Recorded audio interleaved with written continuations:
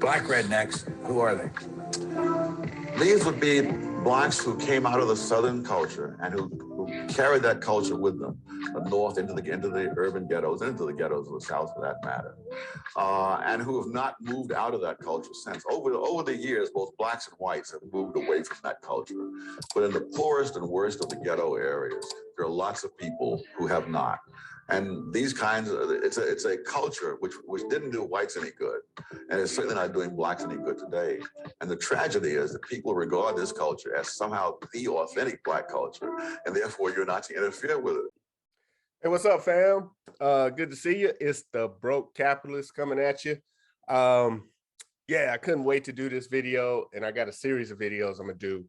But someone who follows the channel suggested that I check out Tom McDonald, one of his, it's a white rapper, blah, blah, blah. But unbeknownst to Everett, shout out to Everett, I did a video on him. But his suggestion was to look at some reactions to his videos. And just so happens that these guys came across my YouTube feed and they were doing a reaction to Thomas Sowell. And I was like, you know what? I think I want to do a reaction to a reaction of Thomas Sowell. And then I started seeing other people doing reactions to Thomas Sowell. So I think that's what I'm gonna do. Maybe I can, bridge some knowledge gaps or give more of an explanation based off of my research of Thomas Sowell. If you can see behind me here, he's got like 40 something books. I ain't gonna say I got all of them, but I got a lot of them. So without further ado, let's check these guys out, or these man and woman, check them out and see what they got to say as they are introduced to Thomas Sowell for the first time, apparently. And shout out to them. Let me back up. Shout out to them, because I don't care if they agree with him or disagree with him. The very fact that they're listening, and like someone said, a mind is like a parachute. It only works if you open it. So the fact that they, even though they may have heard, oh, Thomas Sowell hates his race from someone, they were like, you know what? Let me go check this out for myself. Awesome. Welcome to I Digress.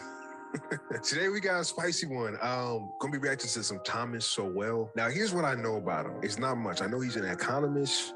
I know he's apparently a really smart dude. I've heard some black people pretty much be like, oh, he hates his race. Which, of course, man, like I should watch this guy. I should see what they're talking about. He's talking about black culture. This may be triggering. I mean, they said the same thing about Ice Cube. And I'm team him. So now I'm not gonna go through and fact check anything he said. Hey, Ice Cube, has Democrats called you back yet? Right now, this is just kind of like a first kind of glance, absorb what he's saying, see how I feel about it type thing. Yeah, okay. Okay. Well, let me read what you say in your preface. You say, let me state here, and now that these essays do not mean, 1, all Southern whites were or are rednecks. 2, all black Americans today or in the past were or are black rednecks. One cannot predict, you write, much less forestall all the clever misinterpretations that others might put on one's words. The most that can be done is to alert honest people to the problem. Black rednecks, who are they? These would be blacks who came out of the Southern culture and who carried that culture with them, north into the urban ghettos, into the ghettos of the South for that matter, and who have not moved out of that culture since. Over the years, both blacks and whites have moved away from that culture. But in the poorest and worst of the ghetto areas, there are lots of people who have not. And these kinds of, it's a culture which didn't do whites any good. And it's certainly not doing blacks any good today.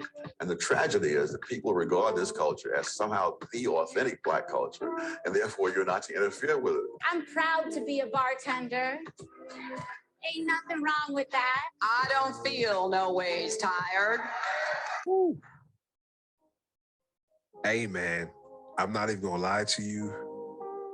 Hillary Clinton pandering is triggering to me. Oh my gosh. When that Breakfast Club, when she said she had hot sauce in her purse. What's something that you always carry with you? Hot sauce. Really? Yeah. Really? Are you getting information right now? I come too far from where I started from. That was really cringy. Now I can do a whole video series on that alone, but I would just like to let you know, the black vote in America is one of the most powerful things on planet Earth. Without the black population, the stuff that you're seeing right now, all these crazy policies that's being pushed through could not be pushed through if we didn't blindly vote for Democrats. After the Second World War, you've got large numbers of American troops remaining in Germany. For that matter, there's still several tens of thousands there today. And both black and white American soldiers had children with German women. And Flynn discovered that those children growing up in Germany showed no IQ differences at all. The black kids and the white kids, the same. Professor Flynn concluded that the reason was that the offspring of black soldiers in Germany grew up in a nation with no black subculture, close quote. Which means what? Which means they experienced exactly the same expectations. Is this the thing? No, the expectations are external. Before Tom gets into his spiel here, I'm digging the music. I just wanted to say that. I'm digging the music.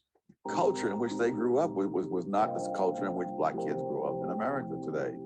So There's no gangster rap that was pervasively available in Germany. So here's what I'm getting. There is something about black subculture in America today that holds African Americans themselves back. Yes, because This feels oddly racist just because there's a white guy there. And that cough was because you're guilty. Yeah. You think it's some merit to what he's saying? Yeah, I think black culture is harmful. You know, we've talked about this. Yeah. We've talked about my favorite rapper is 2 Chainz. Favorite and best are not the same thing, but 2 Chainz got a little sauce on it. It makes me feel good. It makes me feel like a trap star. You know what I mean? And I am from Frisco, Texas. So you should Google it. So that's clearly not, you know, I wasn't throwing bands in the trap house by any It's a means. rich suburb of Frisco Dallas. has rich people that live there. Not everybody there is rich. I can't necessarily say that I was a rich kid. I didn't say you. I'm just saying, like, the suburbs. Frisco is rich. Yeah, like I lived in Montgomery County. We were on Section 8, but it's still one of the richest counties in America. Okay. With that, I'll take it. You're not gonna take away my thug card, nigga. I'm just saying. Exactly. So in one of these books down here that I wrote, Our Two Societies, I mentioned how when I was in junior high, I'm probably their parents' age, I don't know, at least an uncle, right? But when I was in junior high and elementary, I wasn't the dumb kid. I was the obnoxious, just causing problems, silly. The term was called mischievous back in the day. I wasn't beating up people or shooting people. I let other people do that. But there was this common, why you acting white? You know, if you studying, which for me, to be honest, in elementary school and junior high, I didn't study at all. I just got better than average grades not studying. Because basically our teachers was more concerned about our physical health than our, ability to get into college, because they didn't think we lived to 18. But with that said, I said in the book below, that our culture had basically given a copyright to excellence, to academic excellence, by saying, if you are Black and you're getting A's and B's, or you're reading a book or something, you're acting white. You're giving white people this copyright on excellence. And the only way we can get access to that copyright is if we license it, so to speak. You know, now I got to act white instead of just acting studious, right? Acting like a good student, I'm acting white. But like this program says, I digress. Happiest in the trap house. Okay, but the point is, that man has his master's. Oh yeah, and he didn't even like get it in prison or something. You know, yeah, like, it's not like honorary. you know, so it's just kind of like, okay, these are our scholars, and that's the example that they're setting. This is what, you know, all the other young men are striving to be. You know, so I can't necessarily say that this man, you know, he's spitting. Yeah, it's rubbing. I don't like it. I do disagree with the black vernacular thing, though.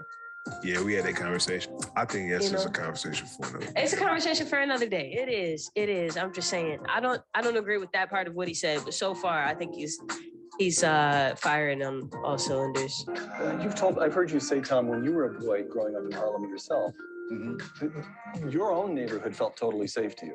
Not totally safe to you. I wouldn't exaggerate, but it's nothing resembling today. I mean, I did sleep on hot nights. I would sleep out on the fire escape.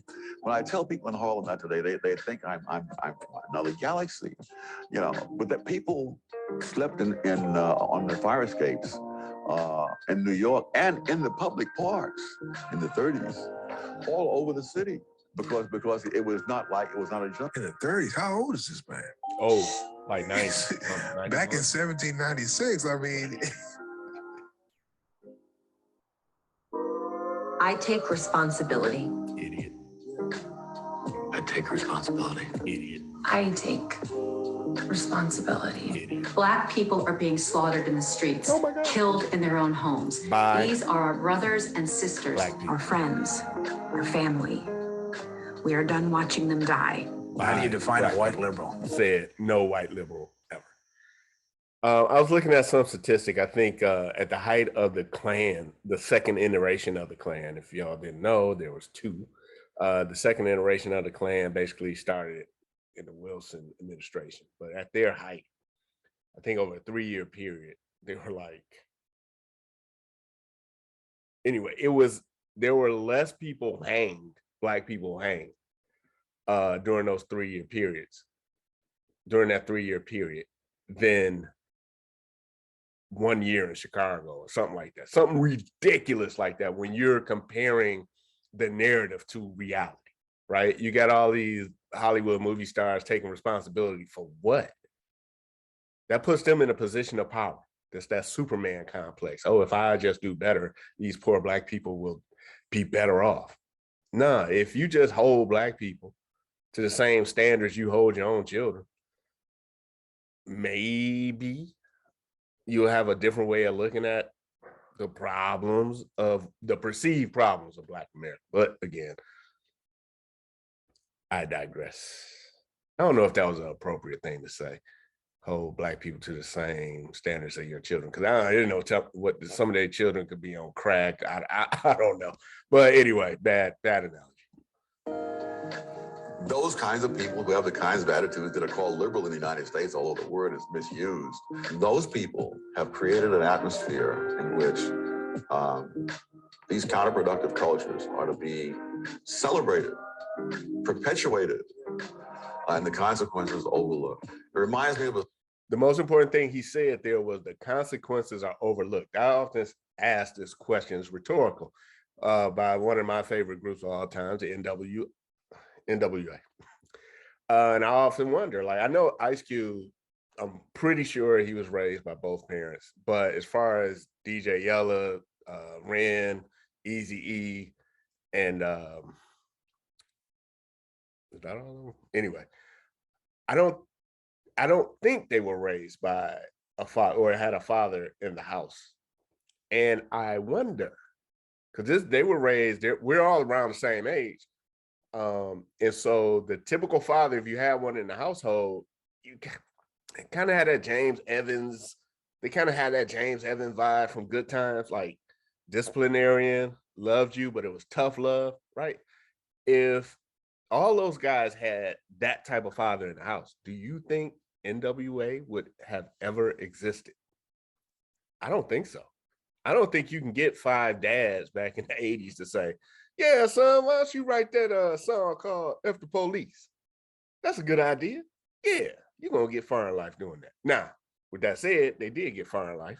But I'm just saying, like, Thomas Sowell is saying that white liberals celebrate a culture and praise a culture that hurts the people in the culture, and they ignore all the consequences, right? The scene in the Blue Max where this general is encouraging this daredevil pilot to do all kinds of wild stunts, you see, knowing that the guy's going to kill himself if he keeps doing this, and therefore the general will be rid of a political problem. Now, I don't think that the white liberals are doing this deliberately, but I think the net result is the same. They are cheering blacks on and doing things that are absolutely self-destructive. What do you think of that? Of what he said about white liberals? Yeah. White liberals don't have a conversation of whether something is right or wrong. It's only whether something should be accepted. That's all. Should be accepted. That's the worldview. Thomas Sowell talks about this in Conflicts of Vision, I believe, another book that he wrote.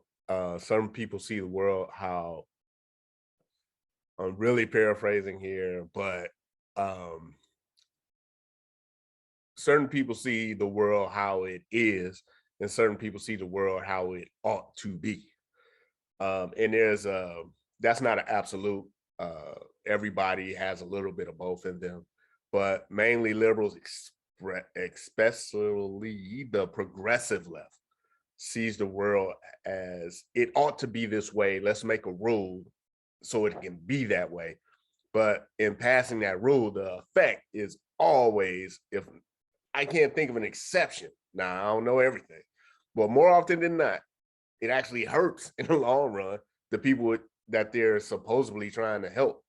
Let's take the crack cocaine, the disparity in time served for crack versus cocaine. Well, it was the Black Caucus that passed that law, progressive left. I digress. A bar. For me, it seems like, especially recently, it just seems like white liberals are all for black people unless they have a difference of view than them.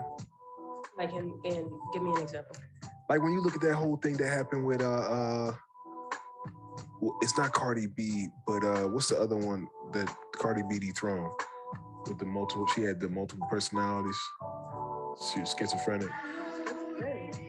Yeah, she had a big old butt, the anaconda butt. Nicki Minaj, the schizophrenic.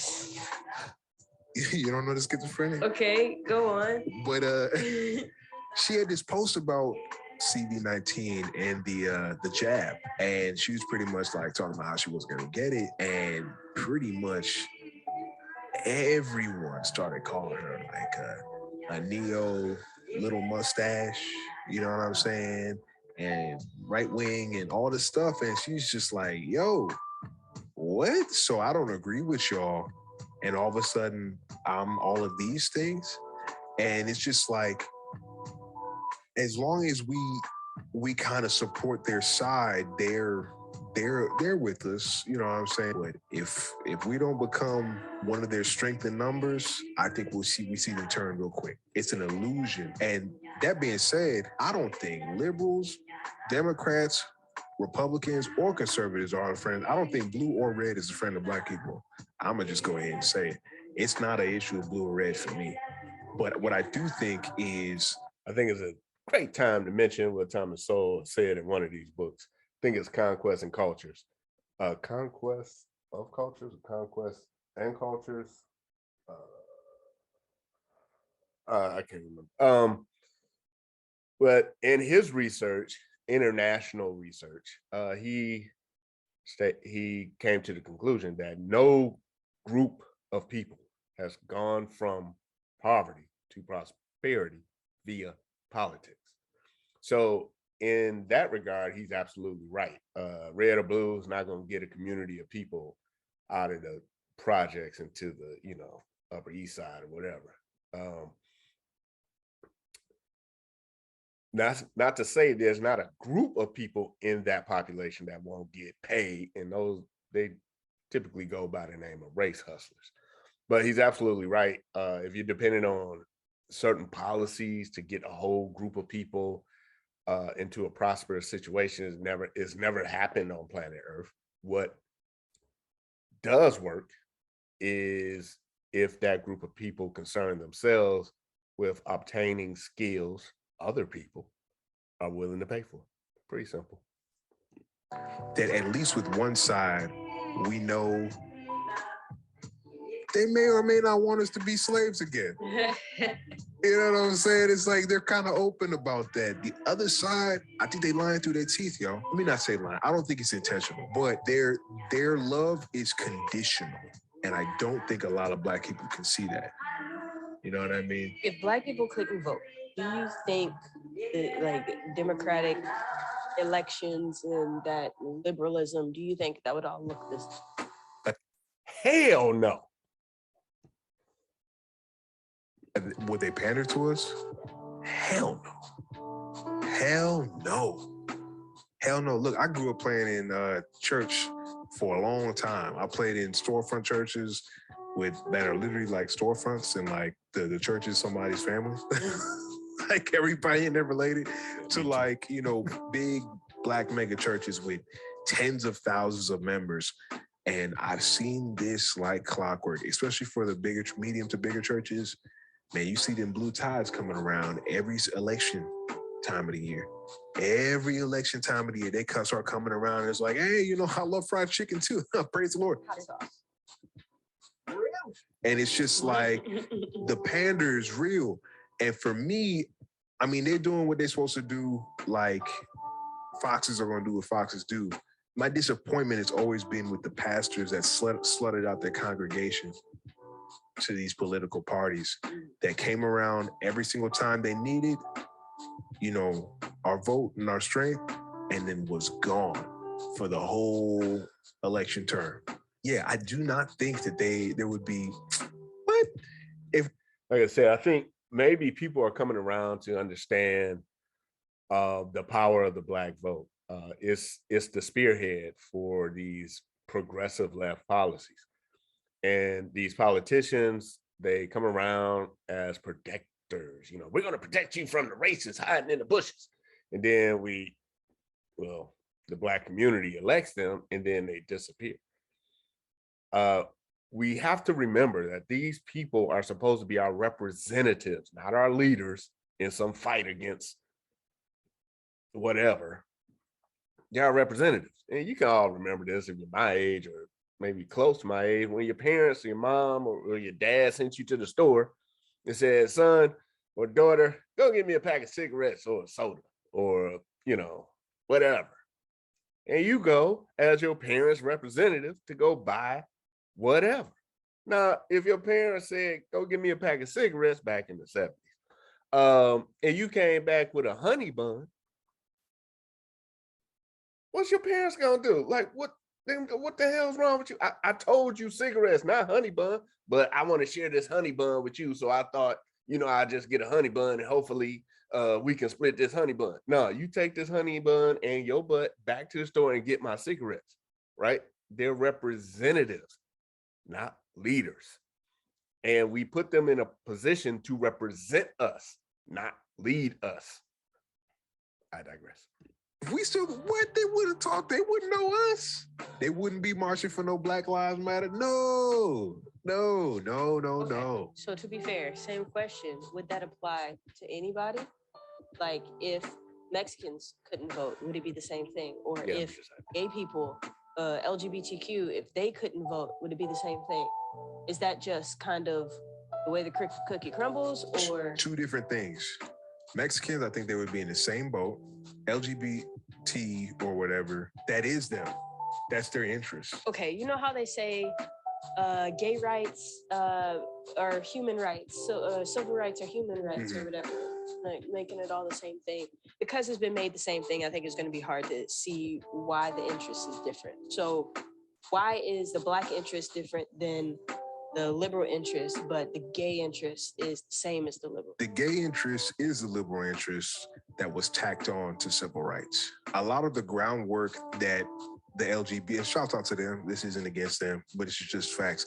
A lot of the groundwork that they have used to be able to gain what they have gained is the groundwork that the civil rights movement has done. You know what I'm saying? The reality situation is, it's like during the civil rights movement, it started with just Black people, and then some liberals got involved. And then all of a sudden, the civil rights movement went from being a Black thing to being a Black thing, a woman thing, a gay thing. Like, it's all of these things got lumped in together.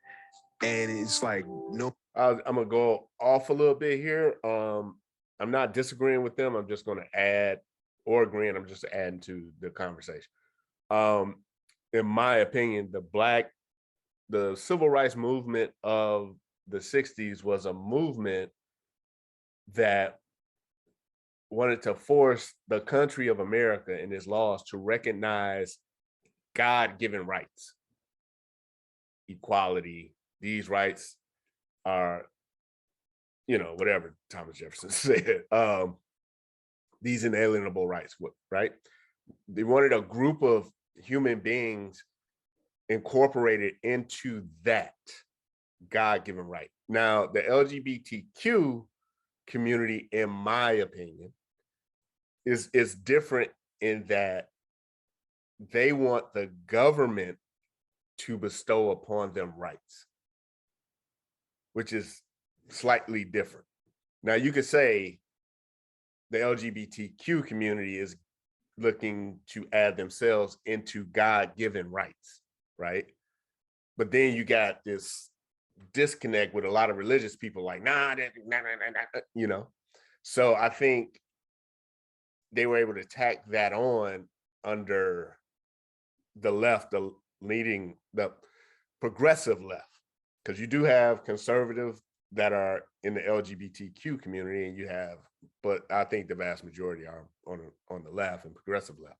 I think their perspective on that issue, well, the game plan, so to speak, was, well, it's probably easier to get us under government-given rights, which is totally left-leaning, as opposed to God-given rights, which is totally right-leaning. But the freedom fighters of the civil rights movement weren't looking for rights from the government. They were looking for acknowledgement of their rights as a God-given right. That's my opinion. No disrespect, only one group in there has been enslaved. So I don't know how they're all on equal footing. Now, when you hear things talked about, it's not a Black issue, it's a minority issue. It's this intersection, it's all these things. And it's like Black has been washed down with all these other, it's just a bucket of oppressed now. Yeah, and that's how the left gets their votes. The more oppressed people there are, the more those people look for a leader to get them out of oppression. I need somebody to get this iron foot off my neck. So the more people they can equate with oppression, maybe you're not oppressed, maybe you're a white liberal and you got a nice house on the hill. Well, you don't want to be associated with racism, do you? No, I hate racism. That's appalling. Well, why would you vote for someone who appears to be racist? Well, I'm not going to do that. Well, why don't you vote for this personality? They don't appear to be racist. Okay, I'll vote for them. You can care less. Maybe you can care less one way or another about the LGBTQ community. Like, you don't hate them, you don't love them, whatever. I don't never see them, whatever. I don't know nobody. Don't bother me at all. But if you don't vote for them, what does that say about you? See how it works? You know what I mean? And to the point where it's like, you got people, the LGBT, whatever, talking to us crazy, like, like we weren't the ones enslaved. You don't know what it's like. We don't know. Really? It's kind of funny, like how you said, I don't know if I overthought it, but like you said, it's like a bucket of oppressed. And it's just like, okay, so Black people like are the most concentrated in the oppression, really like sink to the bottom of the bucket. You're way smarter than I am. I like that. Like the manifesto of the BLM or whatever, how they changed it, but in the beginning, it used to say like, we're literally here to dismantle the traditional family structure. And that was in the BLM manifesto. Now, I've told you this before, and I'm gonna end this here because it's gonna run a little long, but out of this book, you know, back in the 60s, the African American Teachers Association of New York basically stated that individualism and personal merit was a myth perpetuated by whites to create Black versions of white middle class, Black versions of the white middle class, or Black Anglo-Saxons. The African American Teachers Association out of New York called for an alternative Black value system based on principles of collective work, socialism, and responsibility, socialism, cooperative economics and unity. Giftedness in Black children could be measured by willingness to challenge authority. And you can see that in Black culture since the 60s.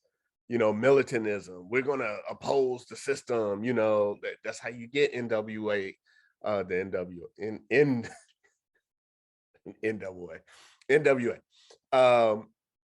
Yeah, this is evident of that. I mean, the dude wrote the future was happening here, and he was absolutely right. Let me let them finish up. How does that help Black people when we don't have fathers in the home?